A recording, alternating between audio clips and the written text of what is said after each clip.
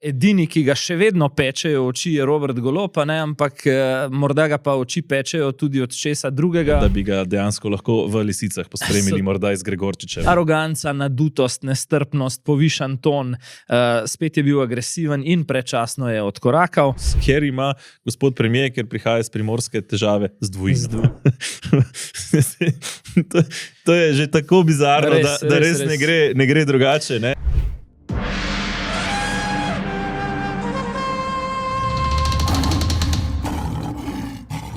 Dobrodošli na tedenskem safariju po politični savani, v podcastu, ki ga spremljajo levi in desni. Pa tudi sredina, pavijani, legvani in še vsi drugi, tako da če še niste med njimi, le brž. Še ne bo se joče, medtem ko se mister Robi brani, da je savano zaplinil Janez, kazensko pa je ovaden on. Medtem pa laže hitreje kot gepard teče. Ja, nerodna stvar, če računaš samo s kratkim spominom volivcev, pozabiš pa, da na televizijah obstaja nekaj, čemur se reče arhiv. Lovec na janšiste je tako hitro postal plen, ki zdaj bolj ali manj lahko samo še čaka, da ga odlovijo. Z vami pa sva Mirko Majer in Peter Merše.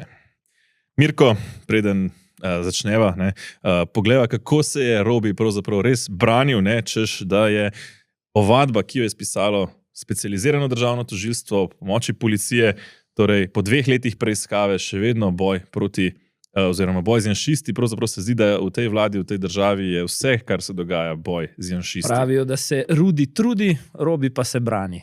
Pa poglejmo. V teh dneh minevajo 3 leta od zaplinjanja Ljubljane in od najhujšega teptanja človekovih pravic v zgodovini samostojne Slovenije. In pri tem je najbolj bizarno, da je edini politik v vsem tem času, ki je bil ovaden, ker naj bi se vtikal in vmešaval v policijo, sem jaz. V resnici ne gre za nobeno vmešavanje v delo policije, ampak za politični boj, ki se ga gre Tatjana Bobnar vse od njenega odstopa pred 2 leti. Politični boj užaljene političarke. Gre za besedo proti besedi 2 politikov in meni se zdi res bizarno, da se danes pogovarjamo o tem, da je na ta račun vložena ovadba strani policije. Ja, bizarno je pravzaprav marsikaj, pa če začneva kar po vrsti. Mi se še vedno pogovarjamo o retoriki zaplinjanja Ljubljane, pri čemer je treba povedati, da zaplinjanje Ljubljane je bilo pravzaprav zaščita največjega protokolarnega oziroma diplomatskega dogodka v zadnjih 20 letih, torej vrh Evropske unije v času predsedovanja Slovenije, ko so nekateri protestniki, mislim, da je bil ta reper Zlatko med njimi, javno napovedovali, da bodo zavestno, načrtno to zadevo sabotirali. In policija je bila tedaj z njimi tako zelo brutalna, da je bilo po teh nemirih poškodovanih 7 policistov in noben protestnik. Mislim, da je tukaj ta brutalnost in fašizem policije zelo jasno nakazan. Zanimiva, pa bizarna je pa tudi ta obtožba, češ, da se zdaj neka svetovalka predsednice in bivša ministrica lahko tista, ki ruši vlado, ali kako bi temu rekel. Ja, rekel bi, da več kot 2 leti po tem zaplinjanju očitno od solzivca, edini, ki ga še vedno pečejo oči, je Robert Golob, ampak morda ga pa oči pečejo tudi od česa drugega, od solz, ki jih zaenkrat pred slovensko javnostjo še skriva za takšnimi puhlicami. Fascinantno se mi zdi, ti si rekel bizarno, meni je pa v bistvu kar fascinantno to mentalno stanje našega predsednika vlade, ki je svoje hude težave, in bodimo iskreni, kazenska ovadba, ki jo vloži policija, ne pa nek zaskrbljeni državljan, je resna težava. Konec koncev, morda premalokrat povedano, za korupcijsko kaznivo dejanje, ki se mu očita, je predvidenih do 6 let zapora plus finančna kazen. To je resna težava, On pa to pakira v lov na janšiste oziroma obračunavanje z Janšo. Ampak tu je pa res treba biti jasen. Problem Roberta Goloba leta 2024 gotovo ni Janez Janša. Problem je, da ga zdaj tisti, ki so ga upoklicali za boj proti janšistom in Janši pravzaprav počasi odpoklicujejo iz te misije. Zdi se, da je pravzaprav ta ovadba neke vrste zadnji opomin pred odpovedjo delovnega razmerja. Ta primerjava spet, torej delo policije ki je korektno delala in zaščitila tuje državnike, primerja s tem, da je on naročil čistko, lahko rečemo dobesedno čistko po policiji na politični liniji, ne, in zdaj, ko je ovaden, ne, pravzaprav se nekako poskuša iz tega ven izvleči. Je pa zanimiva podrobnost, ne, tukaj, da tožilka, pravzaprav, ki je to zadevo dobila, je Blanka Žgajnar, ki vendarle je znana po mnogih pregonih vidnih politikov iz Golobovega kroga, pa nikoli ne pride. Zato si zelo dobro rekel, da je to opomin, ne? Ker če dobiš to tožilko, pa se opravičujem, jaz se celo osebno poznam, pač tako dolgo, kot sem novinar, sva tudi kdaj govorila z Blanko Žgajnar, ne? Ampak to je bolj kot ne opozorilo, ko te preganja ona, ne? Ker na koncu, če pogledamo te primere Zorana Jankovića, niti eden se ni končal z obsodbo, sploh ne, marsikaj pa niti iz sodne preiskave do sodišča ni prišlo. Je pa zanimivo še to, ne, da je recimo portal 24ur.com to zadevo poskušal predstaviti, kot da gre za njeno zamero oziroma nekega njenega moža kot zdravnika, ne, češ, da tukaj napada pravzaprav Roberta Goloba. Ne. Ja, noro sprenevedanje, moram pa reči, če že iščemo zadoščenje v tako žalostnih zgodbah, kot je tudi ta z ovadbo in sprenevedanjem Roberta Goloba, dobro ga je zabila Tatjana Bobnar, ki jo je tule izval v tej izjavi. Sicer pisno mislim, da je rekla nekaj takega, da če ima predsednik vlade kot najmočnejša izvršna figura v tej državi ta hip po skoraj polovici oziroma več kot polovici mandata občutek, da bije politični boj z enim od svetovalcev v ekipi predsednice Nataše Pirc Musar, da potem mu gre res slabo oziroma zelo, zelo za nohte in s tem se pa velja strinjati. Dodal bi še to, ne vem, ko bo naslednja težava, če jo bo sploh še imel, ne, bo pa kaj rekel, da se mu maščuje nekdo iz lokalnega nivoja v Kromberku pri Novi Gorici. Ali kako? Ja, ne gre pozabiti, ne, da med svetovalci predsednice republike je bila do pred enim letom tudi recimo Sara Štiglic, ne, tako zelo tak nivo imamo. Zanimivo je še ena zadeva, ne, ko smo gledali prej ta posnetek, ne, za njim se je postrojila približno polovica poslancev Svobode, ne, nekih 21 ali koliko. Ja, so tako stali malo drug za drugim, da lahko kakšnega fališ, ampak med 21 in 22 mislim, da ni večje napake statistične od tega. Drži neka približno polovica te poslanske skupine, ne, pri čemer nam je v oči prvo padlo to, ne, da pravzaprav redko kateri obraz smo sploh uspeli poimenovati, pa smo tisti, ki se pravzaprav politično angažiramo profesionalno. Ne. Zagotovo sva midva prepoznala najnega Lenarta Žavbija, ne. To že pa seveda še koga, no, da ne delava prevelike krivice, ampak dejansko velike večine od tistih 21-22 obrazov jaz mirno priznam, da jih ne prepoznam po imenu in to ne zato, ker bi jaz tako površno spremljal stvar, ampak ker so oni, bom kar direkten, premalo pomembni, da bi se z njimi ukvarjal.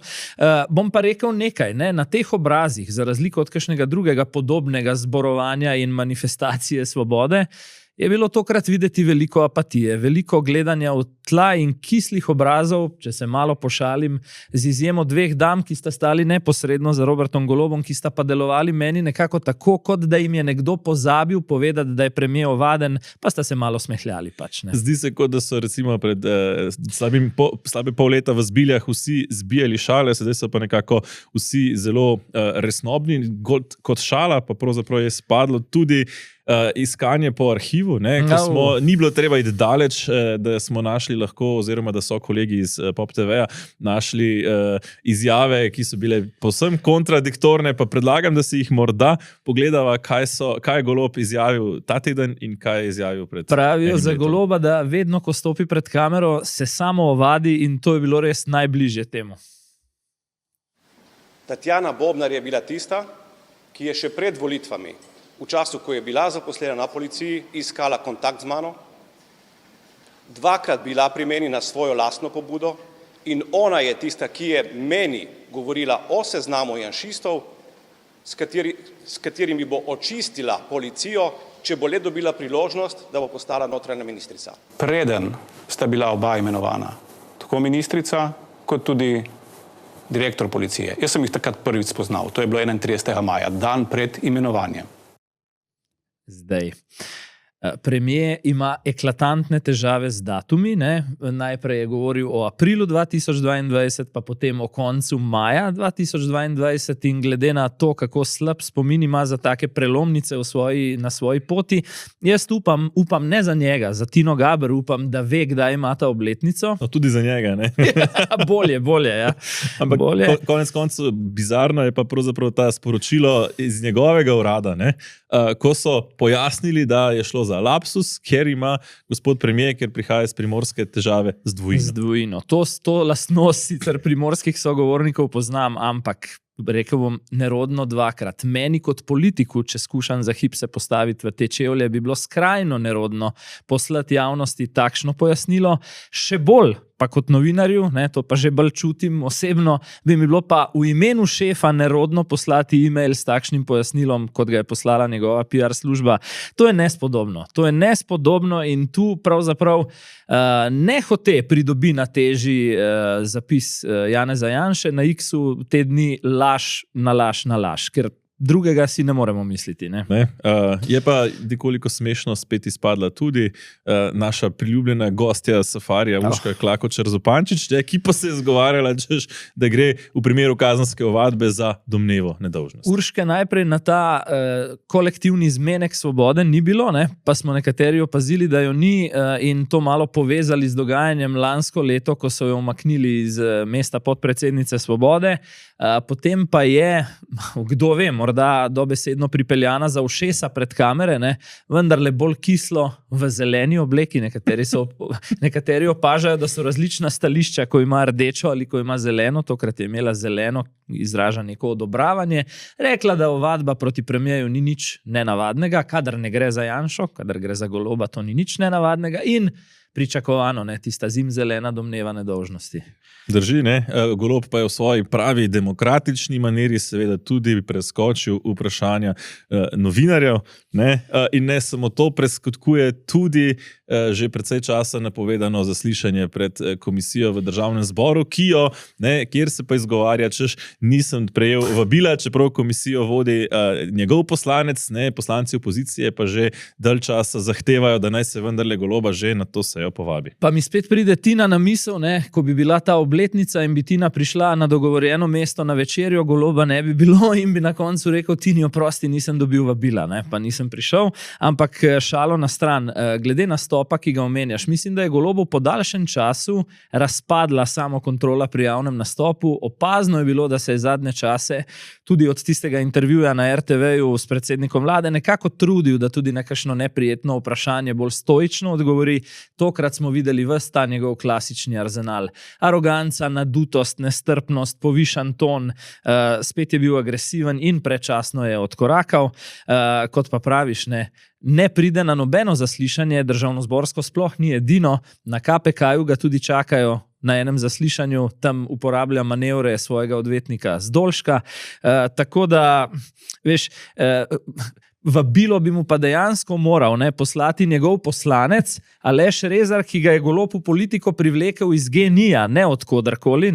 In to je tista struja Gibanja Svobode, kjer so največji častilci lika in dela predsednika vlade. Nekoliko manjši častilci lika in dela Roberta Goloba in tudi tisti, ki še nekako držijo torej to samo kontrolo, čeprav morda se lahko sprašujemo, komu na čast, pa so njegovi koalicijski partnerji. Nekaj že poskušajo povedati, malo še cepetajo pri tem, pa predlagam, da mogoče Luko Mesca pogledava najprej. Pogleda. Mislim, da je vsak politik odgovoren za lastno kredibilnost in lastno verodostojnost, tako da mora tudi sam presoditi, kdaj je prišel v tisto točko, ko ima preveč bremen. Ja, zdaj sej ni kaj posebnega rekel Luka Mesec, rekel je bolj ali manj naj Golob razmisli o svoji kredibilnosti, ampak kljub temu je bil morda za ton ali dva glasnejši ali pa odločnejši od SD-ja, kjer so pa rekli: zanimiva situacija, spremljamo jo z resnostjo in se bomo v stranki pogovorili. Kar malo bi zazehal ob tem. In težko razumem v resnici to situacijo, namreč so tudi v fazi stranke, ko iščejo identiteto, ko iščejo ravno morda je distanca od Goloba idealna priložnost za kakšen procent več na medijani ali pa še kje, tudi v dušah volivcev konec koncev, in tega vsaj zaenkrat ne zmorejo, pri čemer pa dodajam, da sem pošten eno zvezdico ali pa opombo pod črto, da tudi pri Stojmenovi duh niso do odstopa, tudi potem ne, niti enkrat omenili imena Emilija, pa je vendarle odšla, ne? Pa se mi zdi, da tista afera z lučkami lepo nosi njihove prstne, torej SD-jeve prstne odtise, glede na to, da je zgodba prišla iz zunanjega ministrstva pod njihovim vodstvom. Ne? No, in da so imeli tudi v preteklosti že oni več epizod z lučkami. Vendarle se mi zdi zanimivo, kako socialni demokrati pravzaprav iz tedna v teden vedno znova zamudijo priložnost, da bi lahko pravzaprav se profilirali, dali neko jasno sporočilo in se distancirali od vlade, ki jih pravzaprav vleče samo po sebi navzdol. In ne pozabi, ne samo javno mnenjsko, Peter, tudi kadrovsko, zaradi Goloba, čisto direktno, so zamenjali v tej stranki že 2 generalne sekretarja. Prvega, ki je ta mandat štartal v sedlu Dejana Levaniča, dobesedno zamenjal Golob, ne, ker si ga ni želel kot del te koalicije, drugega, Klemena Žiberta, pa je potem kot neko kolateralno škodo odnesla afera Litijska. Ne. Ja, pri čemer pa recimo Aljuš Pertinač lepo opozarja, ne, kako gre pri Golobu in njegovih ciljih pri prevzemanju oblasti, torej podrejanje policije, zato da lahko sporne posle in doma v tujini lepo pere, v glavnem po Balkanu, samo v sebi pa dejansko verjame, da je tukaj pravzaprav zaradi edinega cilja boja proti Janezu Janši in tako imenovanim janšistom. Ja, v bistvu edini motiv, ki ga sam vidi v tem, da kdo preišče njegovo poslovno preteklost, vidi v ideološkem sovraštvu in niti ne bi rekel, da s tem pojasnilom blefira pred slovensko javnostjo, ampak je to tako daleč, da samemu sebi verjame. Slišati pa je neuradno in to zadnje dni kar večkrat, da je zgodba z Bobnarjevo, tako kot lučke pri Stojmenovi, naprimer, samo tisti najbolj lahkotni del, s katerim lahko omrežja obračunajo z njim pred očmi gledalcev, v zakulisju, ne, kar je tudi ena od najnih blagovnih znamk, pa se obračunava z mnogo resnejšimi zgodbami, ki smo jih nekateri novinarji odprli že leta 2022 pred volitvami, raznimi domnevno ukradenimi identitetami in računi v Romuniji in Bukarešti, pa smo bili takrat zaradi stvari, za katere se bo zdaj verjetno izkazalo, da pomenijo Golobov konec ali pa vsaj začetek konca, bili označeni kot medijska os zla. Ja, teorija zarote. Vendarle se mi zdi, da je tukaj ena bistvena razlika. Medtem ko je pri Stojmenovi duh bila afera lučke tista, ki jo je potem dejansko odnesla, čeprav recimo temu manj težka, manj problematična od vseh ostalih, se mi zdi, da so tiste ostale pri Golobu, ki jih zaenkrat še tako zelo aktivno ne spremljamo na očeh javnosti ali pa na naslovnicah večinskih medijev, tiste, s katerimi ga verjetno držijo, če sva rekla, da je to opomin pred odpovedjo delovnega razmerja, so tiste take, da bi ga dejansko lahko v lisicah pospremili morda iz Gregorčičeva. Res je, so tiste take, da jih verjetno nihče pri zdravi pameti ne bi čakal, ne, pa končal mandat vsaj malo predčasno, preden se to zakuha, sicer pa, ko smo pri kuhanju tega bograča v ozadju, okoliščine so meni vsaj sumljivo podobne tistim iz, mislim, da leta 2012, 2013, nekaj takega, ko je Klemenčičev senat KPK izdal mnenje hkrati o premoženjskem stanju Janeza Janše in Zorana Jankovića. Takrat je Janši padla vlada zaradi tega, medtem ko je v bistvu Jankoviću usodno zbilo procente nazaj proti nič, vsaj na državnem nivoju, in trasiralo vzpon novega etičnega obraza Levice. Takrat je bil to Miro Cerar, zdaj bi bil lahko pač kdo drug. Ne?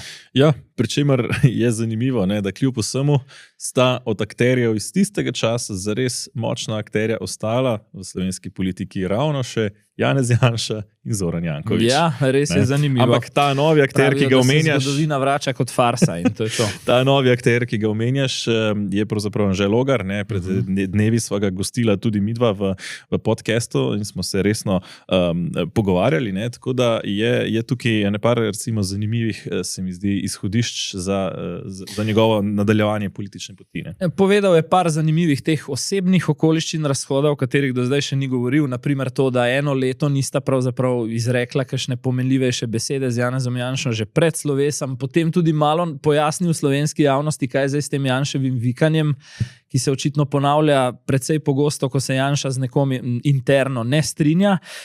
Povedal pa je tudi nekaj, kar po mojem velik del slovenskega volilnega telesa kar malo zadane, ne, morda tudi v pleksus, da se tako izrazim, in sicer, da tudi če se pojavi priložnost, da skoraj prvič pravzaprav po osamosvojitvi desna sredina sama sestavi vlado, ga to nekako ne zanima. Ne? Ja, video z Logarjem, oziroma pogovor z Logarjem je že na kanalu, Tako. ker si ga lahko gledalci tudi ogledajo, a midva pa pogleda en izsek iz Tako. tega videa. Tudi če se po volitvah pojavi realna možnost, da bi Slovenija po 20 letih dobila vlado, ki bi jo desna sredina sestavljala sama, vas to ne zanima?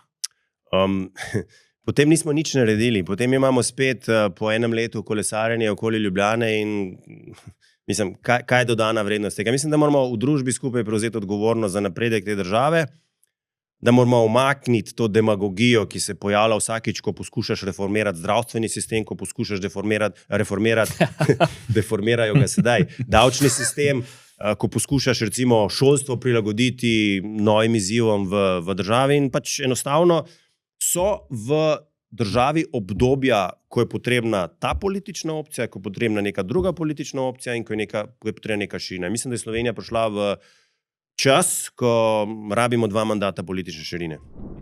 Ja, ne, s tem je pravzaprav se mi zdi marsikomu na desnici se zameruje, pa treba tukaj dodati, no, da potem v pogovoru po sami oddaji je povedal tudi zelo jasno, če bi volivci zelo jasno zahtevali, da imamo desno vlado, seveda bi tudi on tej volji volivcev sledil. Mislim, da tukaj bolj računa na samo dejstvo, da je volilno telo v Sloveniji pač nekoliko bolj nagnjeno levo kot desno. Tako, in da je ravno hotel dodati. za samo desno vlado v resnici pač so razmerno težko nabrati parlamentarno večino in da je v tem kontekstu pomembno pravzaprav neke vrste sodelovanje, namesto da pride neka manjša stranka, nek desus v neko verzijo desne vlade, da se raje naredi vlada neke širše koalicije. Tukaj je res Ti si ga potem izval s Čeferinom, ne? To je še ena taka nevralgična točka določenega dela volivcev. Ne? Drži in Čeferina je pravzaprav ocenil kot boljšega kandidata kot Goloba. Zdaj res za Čeferina v tem kontekstu še ne poznamo, pa vendarle je nekoliko zanimiva ta zgodba s Čeferinom, tudi ne nazadnje z njegovim poseganjem v medije. Ne? Mislim, da če smo pri Golobu opozarjamo na kakšne težave z mediji, ne vem, kako bi to izpadlo pri Čeferinu. Ja, če bo sila, ne, tudi to je zaenkrat ena od govoric na politični sceni, je slišati, da leva omrežja računajo, morda tudi že leta 2025-2026 na Aleksandra Čeferina, seveda za Čeferina precej neprijetnem pogoju, da si bo moral sam skrajšati mandat na vrhu Evropske nogometne zveze, izstopiti iz tega prestiža in iz tega velikega denarja v tole slovensko, da ne rečem raje kaj. In nekako logično se mi zdi tudi poznavajoč lik in delo Aleksandra Čeferina, da ga bolj vleče na predsedniške volitve 2027, ko pa omenjaš njegovo medijsko vzvodje, definitivno ga ima, na 2 straneh niti ne bi ponavljal katerih, ker mislim, da si je javnost ustvarila mnenje o tem. Lahko rečemo samo, da se dogajajo cenzure in da se dogajajo blokade kakšnih konkretnih novinarjev, recimo nogometnih in podobnega. Bom pa rekel tako, če bi bil slučajno predsednik republike, torej ne predsednik vlade, ampak tam čez cesto, ne, mislim, da še noben predsednik republike pred njim ni imel takšne, ravno zaradi medijev, možnosti, da vpliva na dnevno dinamiko dela vlade, njeno priljubljenost in tudi kadrovanje, konec koncev. No, ko smo že pri Anžetu Logarju, sam je tudi povedal, da je izrazito ambiciozen, torej z nekimi 9, 10, 11 odstotki še zdaleč ne bi bil zadovoljen, cilja na bistveno več, kot imajo danes, pa verjetno ciljajo tudi v Novi Sloveniji, ki se v soboto podaja na svoj volilni kongres, kjer bodo znova izvolili Mateja Tonina za predsednika stranke, ker je edini kandidat, zato lahko že pravzaprav to napovemo. Matej Tonin je popeljal Novo Slovenijo na evropske volitve, je napovedal, da z Janezom Janšo ne bo več šel v koalicijo in pred dnevi to tudi večkrat vsaj interno jasno poudaril, da od tega kot politik ne namerava odstopiti. Ne? Ja, malo se je omenjalo v mesecih pred tem kongresom, ki je zdaj že res blizu, da bi se kaj glede vodenja NSI-ja lahko tudi spremenilo. Očitno so se odločili odločili drugače in tu jih gre na nek način razumeti, zakaj. Ne? Kot ta člen, ki je poskusil z neko to neodvisno sredinsko držo še pred Anžetom Logarjem, ne? So v bistvu ves čas deležni klofut z obeh strani. Ne? Dejansko, kot je opažati, bi imel Golob v njih neko rezervno četrto kolo v koaliciji, Janša bi jih imel seveda čim bolj blizu pri nogi v opoziciji in na nek način z izvolitvijo enega kandidata kažejo neko enotnost med temi skrajnostmi. Je pa en drug izziv pred Matejem Toninom, ki se je redko v zgodovini slovenske politike prav srečno končal, razen v primeru Boruta Pahorja, in to je vodenje parlamentarne stranke tam nekje iz Bruslja. No, tudi Tanja Fajon je to počela, pa mislim, da še en drug, ampak zanimivo je tukaj, ta Nova Slovenija pravzaprav ne želi več, tukaj so zelo jasno povedali, da ne želijo več biti niti pri nogi Janeza Janše, niti nikakor izključujejo možnosti za sodelovanje z Robertom Golobom, in se pravzaprav zdaj vračajo nazaj k virom, bi lahko rekli, nazaj k naravi, nazaj k, če se malo zgodovinsko poetično izrazimo, vračajo se pravzaprav k tej osrednji njihovi krščansko-demokratski konzervativni politiki, na kateri so pravzaprav tudi nastali in zgradili svoje temelje. Mislim, da imajo en izziv komunikacijski v glavnem, ki ga do zdaj tudi po mojem mnenju niso pretirano posrečeno še izpeljali in morajo čim prej najti pot iz tega. Morda ne znajo čisto predstaviti slovenskemu volivcu, kako se hkratno oddaljevanje od simbola slovenske desnice, kar je Janez Janša, ujema s hkratnim približevanjem desnim vrednotam. To je ta dvojnost, ki jo je težko v resnici pojasniti ljudem. Mislim pa, da je za Tonina osebno, ne glede na to, da je edini kandidat, po mojem tokrat ključna energija. Ne toliko, mislim, seveda tudi vsebina govora, ki ga bo imel, bo gotovo pomenljiva, ampak bolj s kakšnim zanosom ali pa odsotnostjo zanosa bo to uspel podati. No, če te tukaj popravim, se mi zdi, da ta težava s komunikacijo izvira predvsem iz dejstva, da pravzaprav Nova Slovenija nima nekega medijskega imperija, ki bi to pomagal komunicirati, torej tu orjejo nekako ledino v medijski krajini, kakršna pa če na hitro dava neke alineje, pravzaprav najnim gledalcem, na kaj biti pozorni, ko boste spremljali kongres NSI-ja, po mojem na to, kaj točno bo na primer rekel o Logarju, če sploh kaj, kako bo pospremil na to pot, ker neuradno v času zadnje Janševe vlade med obrambnim in zunanjim ministrom ni bilo velikih nekih osebnih simpatij, ne vem tudi sicer zakaj. Tudi v času predsedniške kampanje, ne? Ja, res je. Potem drugo, kako oster bo do Goloba in vlade zdaj ima lepo možnost, ker če je bila kaj katastrofa na vrh vseh katastrof, je bil pač ta teden in ta kazenska ovadba. In tretje vprašanje, verjamem, da tudi zanima številne ljudi, kaj točno bo rekel o sodelovanju z SDS-om in Janšo, potem ko je, kot praviš, omenil zelo decidirano, da nikoli več z Janšo in tudi izrazil prvi, tudi v tem je bil malo pred Logarjem potrebo po prenovi desne sredine. No, še to, Tonin je ta teden pozval k skupnemu nastopu, kar pa je Logar v najnem pogovoru pravzaprav izključil, češ da tega slovenski volilni sistem zares ne dopušča, kar je nekoliko lahko tudi glede Logarja samo še en stavek. Vidim, da na družbenih omrežjih že igrajo nekateri, morda ga ne marajo toliko, ampak vseeno, intelektualne poštenosti in pa ne gre očitati, opazili so, da je najprej izključil sodelovanje z Levico, potem je v pogovoru pri nama izključil sodelovanje z Robertom Golobom, tako da vedno več jih je na seznamu, s katerimi sodelovanje oziroma platforma ne bi sodelovala. No, je pa res, da ti posamezniki so taki, da z njimi v resnici težko sodelovati. In zdaj še z enim, Še z enim, drži. Karel Rjavrc, ki se vrača kot lesi, se je izkazal pravzaprav te dni kot ruski plačanec, torej češ, da naj bi pravzaprav bil motiviran iz Kremlja, naj se vrne v slovensko državno politiko in kot taki naj bi bili tudi recimo njegovi sopotniki. Najprej ena šala, zanimivo mi je, to sem opazil že pred dolgo časa, da vse usodne stvari v življenju Karla Rjavca, tudi njegovo ime, imajo notri ta R, njegov pes se imenuje Loht, pa tudi Rusija se začne na R, tako da toliko o tem. Sicer pa razkrili so, mislim, da na del njegove ekipe, med njimi France Arhar, Metod Dragonja, Klemen Grošelj, tudi se omenja zdaj v dveh kombinacijah, morda v bodočem projektu Bobnarjeve, morda pa pri Karlu Erjavcu, pa eden od tistih zgodnih odpadnikov SDS-a že pred leti, Dragutin Mate. Ja, tukaj je zanimiva ta kombinacija, ker gre pravzaprav za recimo precej leve in precej desne, stare, ampak torej Arhar, če drži, če držijo te navedbe, Arhar in recimo Mate sta bila izrazito desna politika, ne, Dragonja in Grošelj pa izrazito leva. Ne? Ja, zdaj, glede Rusije še to, ne, pravijo, da bi mu Rusi nekako zagrozili, da bodo objavili seznam ruskih plačancev v Evropi oziroma v Sloveniji, na katerem naj bi bil tudi sam Erjavec, pa potem, ne, to je vedno znal še kakšen drug slovenski politik, to tudi lepo obvlada, igrati žrtev, je rekel, da to pripisuje etablirani slovenski politiki, ki ni srečna zaradi njegove vrnitve na sceno.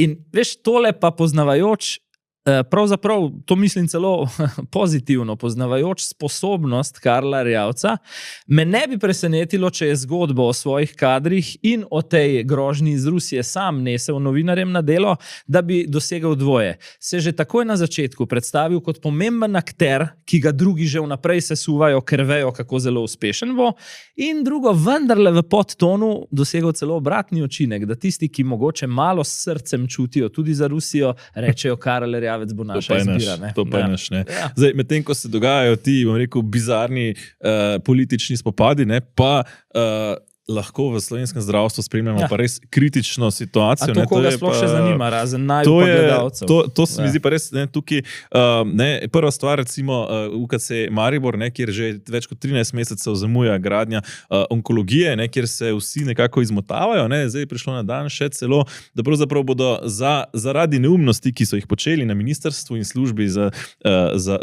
nabave oziroma za investicije, zdaj gradbincu plačali pravzaprav približno toliko, kolikor jim manjka za odkup stanovanj, ki jih itak morajo odkupiti, ne, pa zanje zdaj onkološki bolniki sami zbirajo denar, da bi do tega sploh prišlo in bi se lahko onkologija v Mariboru premikala naprej. To so res neke, se mi zdi, zadeve, ki so v nebo vpijoče, ne, pa jih recimo ne vidimo tako zelo na naslovnicah. Noro, in v neki normalni državi, doskrat uporabljamo ta izraz normalni, bi bil to lahko razlog za odhod te vlade, ne, ko se je govorilo, da stoji ali pade na zdravstvu, pa so potem žal pri nas potrebne še kazenske ovadbe zaradi vmešavanja v delo policije, ampak pazi, zgodba, ki jo omenjaš in ta podražitev. Ne.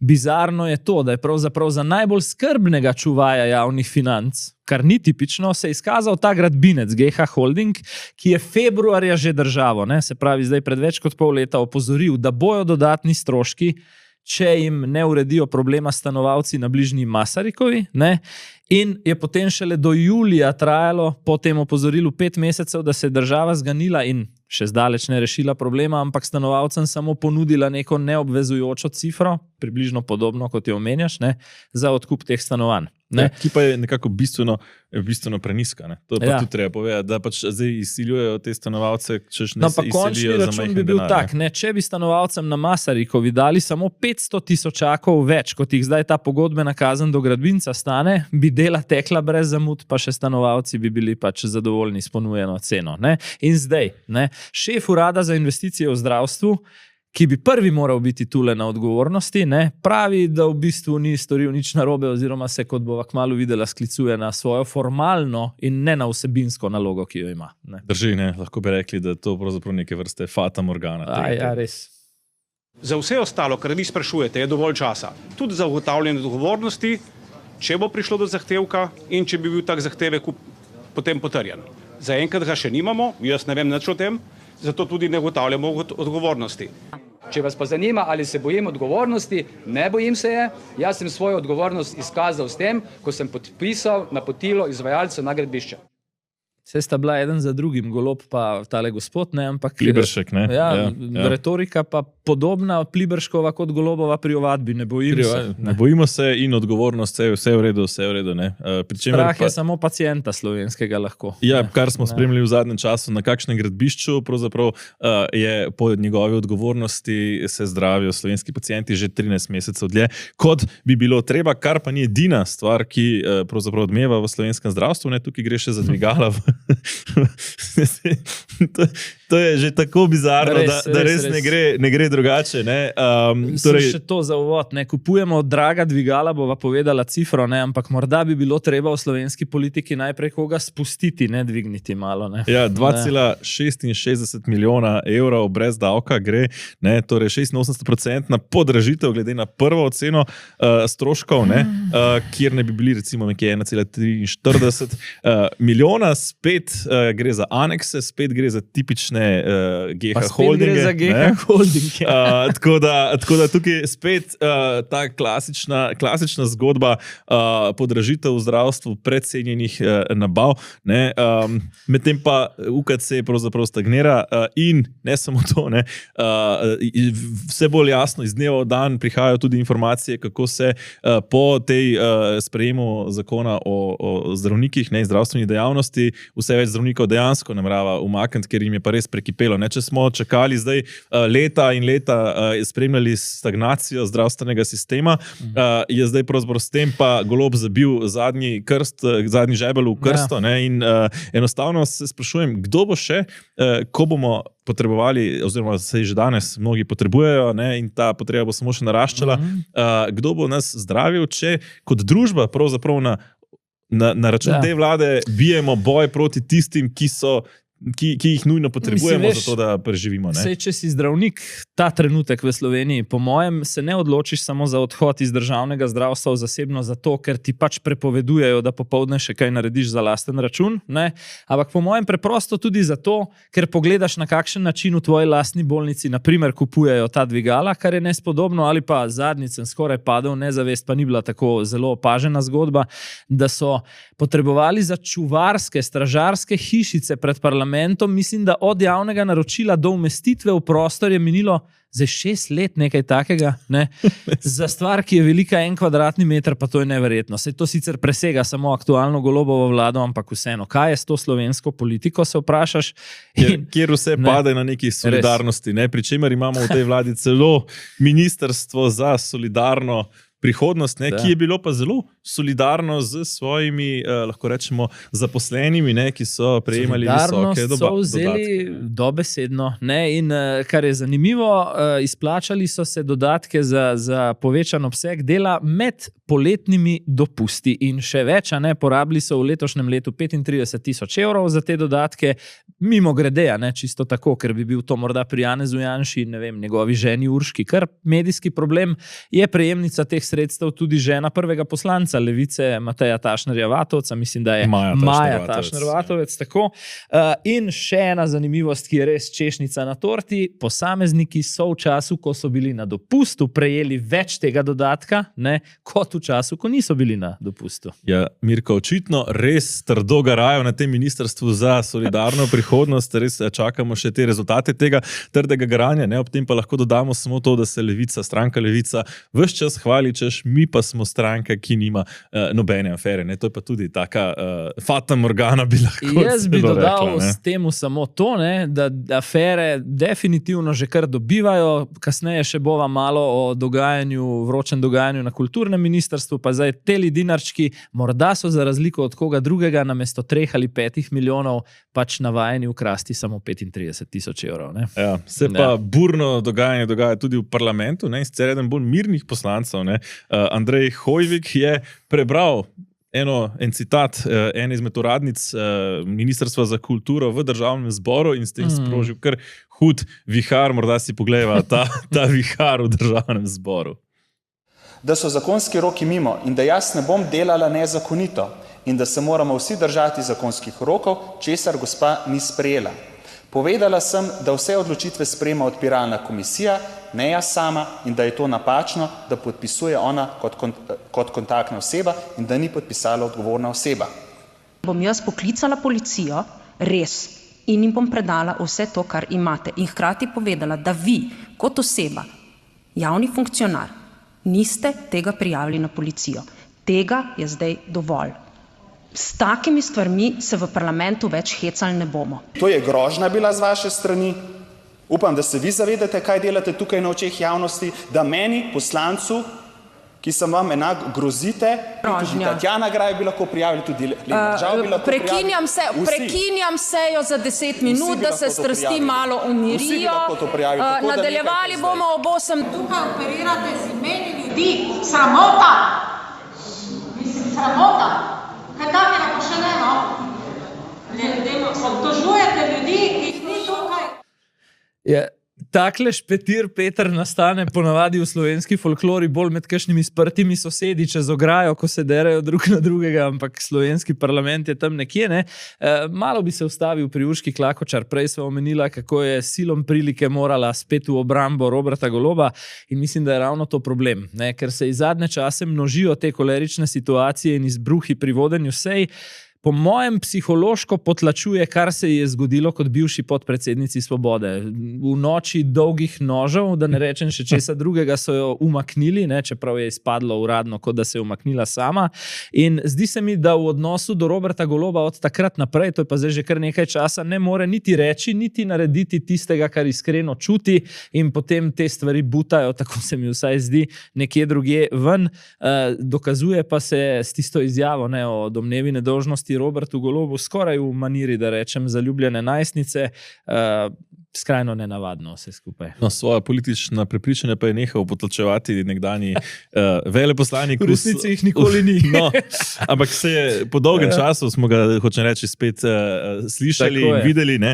Torej, Joseph Musomeli se je oglasil in kot sicer treba povedati, kot je demokrat, ne, imenovan v času... Pri nas bi mu rekli levičar. Ne? Ja, iz časa torej Baracka Obame, ne, se zelo jasno opredelil tako proti Trumpu, kot tudi proti Kamali Harris. Za oba je rekel, da ima ne gre zaupati, da sta oba precej skrajna, prostaška oziroma zlobna. Ne, ona, da je sicer nekoliko privlačnejša, a povsem vsebinsko prazna, razlike v vladanju pa minimalne. Ne. To je kar oster, ne, oster za človeka, ne, ki je nekako Obamo primerjal kot tistega, ki je prinašal upanje, sedaj pa več kot očitno tega upanja ni več na nobeni strani, ne, in da pravzaprav je to pripeljalo ameriško politiko nekako do tega roba. Ne? Malo za kontekst. To je tisti nekdanji veleposlanik Združenih držav v Ljubljani, ki je kot demokrata, ne, kot praviš, del administracije Obame, slovensko levico pred več kot 10 leti, še bistveno pred samostojnimi projekti Anžeta Logarja pozval, naj v dobro države sklene veliko koalicijo z desnico in potem dobil tisti, nekateri se spomnijo, drugi ne, gromovniški odgovor, zdaj že pokojnega stanovnika o hlapcih. Tako, o hlapcih, češ hegemoni iz Amerike nam že ne bo sestavljal nekakšne, prav spomnim se, fantomske koalicije.